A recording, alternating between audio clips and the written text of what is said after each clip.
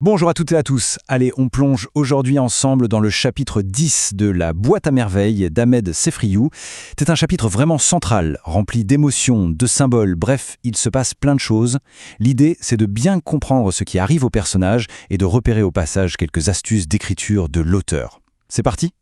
Alors, comment va-t-on s'y prendre? C'est simple, on va découper ça en 4 grandes parties.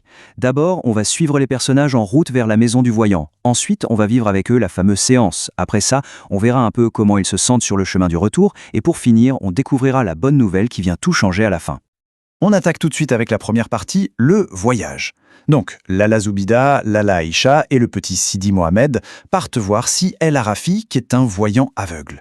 Et ce trajet, ce n'est pas juste une marche d'un point A à un point B, non, c'est une vraie plongée dans une atmosphère pleine de contrastes. L'auteur nous fait vraiment sentir la difficulté du chemin. Regardez les mots qu'il choisit. Dédale, étroite, sombre, ordure.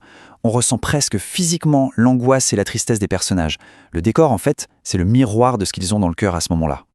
Et là, attention, c'est le choc. Après ces ruelles sombres et pesantes, ils arrivent dans un patio super lumineux, super calme. Sefriou crée ici un contraste vraiment saisissant. On passe de l'ombre à la lumière, du bruit au silence. C'est une manière très forte de symboliser le passage du désespoir vers un début d'espoir. On en profite pour faire un petit point sur une figure de style que l'auteur adore utiliser, la comparaison. C'est tout simple en fait. On prend deux choses et on les rapproche avec un petit mot comme ou tel que pour rendre l'image beaucoup plus forte, beaucoup plus parlante. Voilà un exemple parfait. L'auteur aurait pu dire « Lala Aïcha respire fort », mais non. Il compare sa respiration au bruit d'un soufflet de forge. Et tout de suite, l'image est plus vivante, on l'entend presque, on ressent vraiment son effort. C'est ça la force d'une bonne comparaison. On arrive maintenant au cœur du chapitre, la fameuse rencontre avec le voyant, Si El Arafi. C'est vraiment le moment que tout le monde attend, avec un mélange d'espoir et un peu peur aussi. Ah, ce moment est hyper important pour le narrateur. Quand le petit Sidi Mohamed voit le panier du voyant, il fait tout de suite le lien avec sa propre boîte à merveilles. Pour lui, c'est comme une révélation. Ça veut dire que cet homme, Si El Arafi, il comprend son monde secret, son monde imaginaire, une vraie connexion se crée. La séance va se dérouler en 3 temps, un peu comme 3 actes. Chacun va avoir sa consultation. Cette structure, elle est bien pratique pour nous parce qu'on peut suivre clairement ce qui se passe et le message qui est adressé à chaque personnage. C'est Sidi Mohamed qui commence. Son geste est très pur, très enfantin. Et l'objet qu'il sort, une boule de verre, ça symbolise la pureté, la lumière, tout ce qui est transparent. Ça correspond parfaitement à son monde intérieur. Le conseil du voyant est juste magnifique. Il ne lui dit pas ce qui va se passer dans le futur. Non, il lui dit de regarder en lui. Le message, c'est que les vrais trésors, la vraie force, ils sont déjà à l'intérieur de soi. C'est une leçon de vie incroyable pour le petit garçon. Autour de Lala Aïcha maintenant, qui, on le sait, souffre beaucoup à cause de son mari. Elle tire un petit coquillage. C'est un objet fragile, délicat, qui représente bien sa propre peine et sa vulnérabilité du moment. Là encore, le message est très poétique. Si El Arafi ne donne pas de solution miracle. Il parle d'un nid reconstruit, de printemps, et il lui donne de l'espoir. Il lui dit en gros que la souffrance ne dure pas éternellement et qu'elle prépare le retour du bonheur. C'est un message de patience. Et enfin, c'est au tour de Lala Zoubida, la mère du narrateur. Elle choisit une perle noire. Cet objet est intéressant parce qu'il a un double sens. Le côté noir représente bien sûr son chagrin, son angoisse, mais la perle, ça symbolise aussi quelque chose de précieux, de rare. Pour la maman, le conseil est un appel à la foi. Si El Arafi lui dit de ne pas sombrer dans le désespoir, d'accepter ce qui arrive comme la volonté de Dieu, et il la rassure en lui disant qu'elle est protégée. Le message, c'est de trouver sa force dans la religion, dans la spiritualité.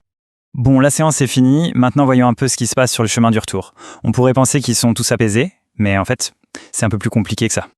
Cette question que se pose le narrateur, elle est capitale. Il se sent mieux, plus léger, c'est vrai, mais en même temps il est un peu perdu. Les paroles du voyant étaient très vagues, voilées, comme il dit. Ce que l'auteur nous montre, c'est que l'important, ce n'était peut-être pas les mots exacts, mais l'effet apaisant qu'ils ont eu. Et là, patatras. D'un coup, l'ambiance change complètement. Toute cette grande expérience spirituelle est effacée par une peur d'enfant toute bête. Il aperçoit son maître d'école, le fqih, et il est terrorisé. Ça nous rappelle que, même s'il pense beaucoup, Sidi Mohamed reste avant tout un petit garçon. Et pour décrire cette peur panique, l'auteur utilise quoi à votre avis? Eh oui, encore des comparaisons. Blanc comme un linge, tremble comme une feuille. Ce sont des expressions qu'on connaît tous, mais elles marchent super bien. En 2 secondes, on imagine et on ressent la terreur de l'enfant. On arrive à la toute dernière partie du chapitre. C'est le moment où les choses vont enfin se débloquer, et de manière très concrète cette fois. Quand quelqu'un frappe à la porte, la tension monte d'un coup. La mère a peur. Est-ce que c'est une bonne nouvelle ou encore un problème? On sent bien que l'inquiétude n'est jamais très loin. L'auteur nous fait partager ce suspense, cette attente un peu angoissante. Mais, ouf, c'est une bonne nouvelle. Un homme arrive avec des provisions et de l'argent de la part du père. Et ces cadeaux, c'est bien plus que de la nourriture. C'est la preuve que le père va bien, qu'il pense à eux et qu'il ne les a pas abandonnés. C'est le retour de la sécurité. Et le résultat est immédiat. La mère, qui était si triste, devient rayonnante de joie. Elle partage tout de suite la bonne nouvelle avec ses voisines et toute la tristesse qui pesait sur la maison disparaît d'un coup. La vie et la joie reviennent. Et on va se quitter sur cette question qui reste ouverte. Est-ce que c'est la visite chez Si El Arafi qui a en quelque sorte provoqué l'arrivée du messager, ou est-ce que c'était juste une coïncidence? Le livre ne nous donne pas la réponse. Et c'est ça qui est beau. Ça nous laisse réfléchir au rôle de la foi, du destin et de l'espoir dans nos vies.